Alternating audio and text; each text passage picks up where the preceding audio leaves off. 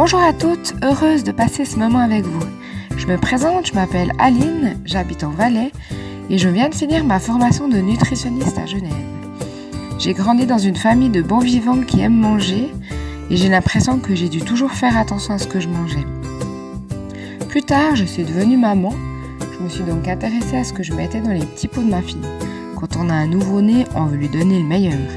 Je me suis mise à cuisiner, à lire les étiquettes des aliments, et me suis rendu compte que les listes pouvaient être longues et parfois compliquées à comprendre. Je ne suis pas partisane de tout faire moi-même, mais j'ai à cœur d'avoir une alimentation équilibrée tout en étant flexible. Et je pense sincèrement que le carburant de notre corps fait ce que nous sommes. Par ce petit diapo, j'aimerais partager avec vous quelques éléments et aliments importants que nous avons la chance de rencontrer en été chez nous. Peut-être avez-vous un jardin ou juste quelques plantons de fraises sur votre balcon, ou même des pots sur le bar de la cuisine. C'est un moyen de passer du temps au soleil, partager aussi ce moment calme avec ses proches et des snacks toujours à portée de main tels que framboises, fraises ou tomates cerises. Vous pouvez aussi profiter pour faire planter des herbes aromatiques, basilic, romarin, persil, ciboulette, qui sont pleins de micronutriments. Le fait de les avoir à portée de main vous aidera à les utiliser plus facilement et régulièrement. Et qui dit été dit apéro. Pas toujours facile de proposer des apéros autres que chips cacahuètes, alors voici quelques idées. Pour rester sur la fraise, vous pouvez assembler tomates, mozzarella, fraises ou framboises avec une feuille de basilic et un trait de vinaigre balsamique. Des crudités de saison, c'est une période de l'année où il y en a vraiment beaucoup. Courgettes, concombres, radis, carottes, tomates de différentes sortes, poivrons de différentes couleurs, céleri branche, betterave crue, endives, fenouil. Avec une petite sauce toute simple, il suffit de mélanger un yogourt nature, une petite boîte de thon et des herbes aromatiques. On a aussi les pois chiches grillés au four, assaisonnement selon vos envies avec un petit peu d'huile d'olive, très rapide à faire. Sinon vous avez les gazpacho, les petites olives ou des petites tartines de courgettes ou concombres avec du fromage frais et une tranche de saumon fumé. Pour être un peu plus original, vous pouvez faire des sortes de pizza avec de la pastèque. C'est très joli et l'association sucré-salé est pas mal.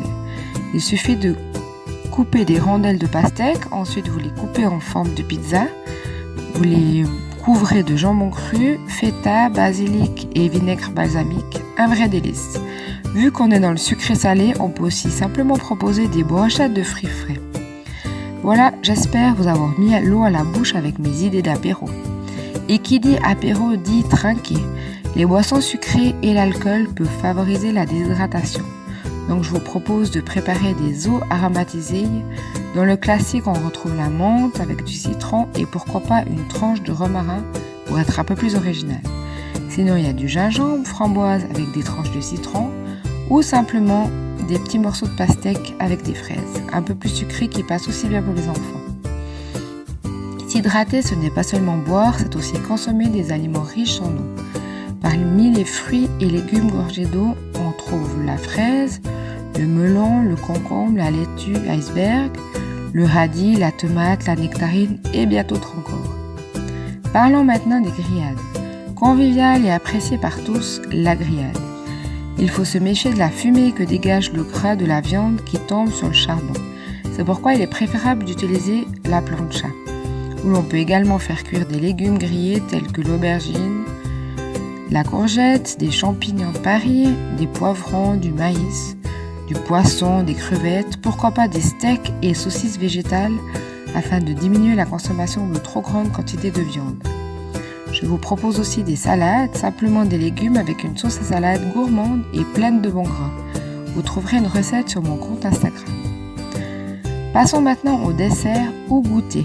Côté frais, favorisez plutôt des sorbets que les glaces. Pour le fait maison ultra rapide et délicieux, on mixe des rondelles de bananes congelées avec des fruits rouges et un peu de lait ou d'eau. Une glace minute qui fera le bonheur des petits et des grands.